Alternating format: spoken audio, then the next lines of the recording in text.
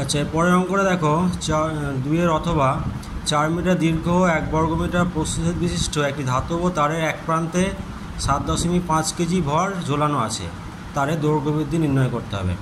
দেওয়া আছে ইয়ং গুণাঙ্ক 2 × 10⁻11 নিউটন পার মিটার স্কোয়ার। আচ্ছা, তাহলে এটা দেখে নেব আমাদের যেগুলো দেওয়া আছে, যে এল সমান 4 মিটার, প্রস্থ ক্ষেত্রফল 1 বর্গ মিলিমিটার, একে বর্গ মিটারে করে নিলাম, তাহলে হয়ে যাচ্ছে 10⁻6 বর্গ মিটার। এখানে বলের মান এফ সমান 7.5 কেজি ভর ঝোলানো আছে, তো 7.5 × 9.8 নিউটন। আচ্ছা, এই অঙ্গুনাঙ্ক মান দেওয়া আছে। তাহলে আমরা জানি যে এই অঙ্গুনাঙ্ক ওয়াই সমান বল বাই ক্ষেত্রফল বাই দৈর্ঘ্য বৃদ্ধি বাই প্রাথমিক দৈর্ঘ্য, F by L by L. আচ্ছা, এখান থেকে আমরা দেখতে পাচ্ছি নির্ণয় করতে হবে দৈর্ঘ্য বৃদ্ধি, এল সমান হয়ে গেল কত, F L by Y A.